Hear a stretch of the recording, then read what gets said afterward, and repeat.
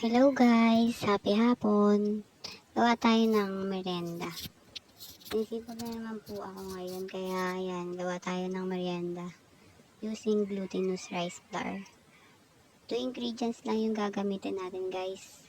Yung glutinous flour at saka ng water. Kaya yan, kalahating kilo lang yung ginawa ko muna dyan guys, pero 1 kilo yung gagawin natin kasi pag ako gumagawa ng merienda, kailangan may pasobra kasi syempre nagbibigay din naman ako ng merienda sa mga kapatid ko. Hindi naman ako nakakatiis na ako lang kumakain din ng sarili kong gawa. Yan nga guys, anyway. Yan, mag-add na tayo ng water dito sa ating mixture.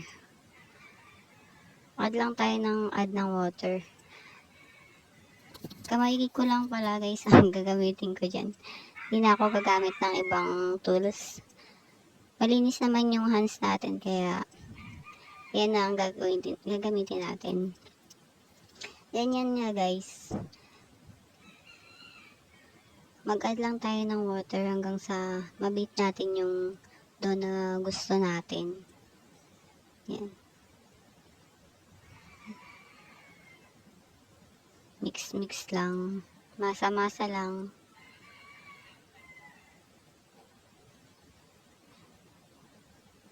Add ulit tayo ng water kasi dry pa siya.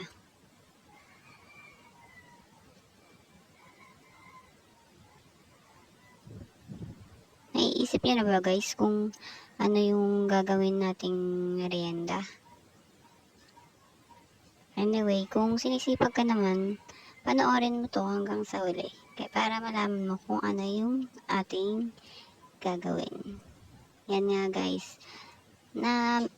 Namasa na natin yung nakuha na natin yung bit ng ating dough. Ayan. Nabit na natin yung dough na gusto nating texture niya. Diba? Nagkakabali-baliktad pa guys yung aking mga sinasabi. Pasensya na guys. Anyway, kahit nga pala tayo naka-nail extension, tingnan nyo naman, nakapagmasa pa yan guys. Maayos kasi ang pagkakagawa natin sa ating nail extension. Kaya, tignan mo, tumagal. 1 linggo na yan guys. Nakapaglaba na ako ng ilang beses. Hindi pa rin natatanggal. Yan, masa-masa lang guys.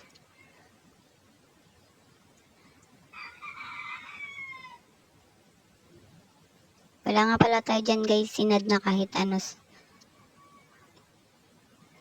Yan guys. Tansya-tansyahin lang din natin yung laki na gusto natin para sa ating gagawin na merienda. Ayan guys. Iba-iba nga yan guys ng laki yung aking pagkakagawa.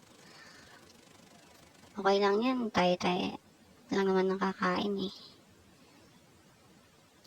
Anyway, kami-kami pala.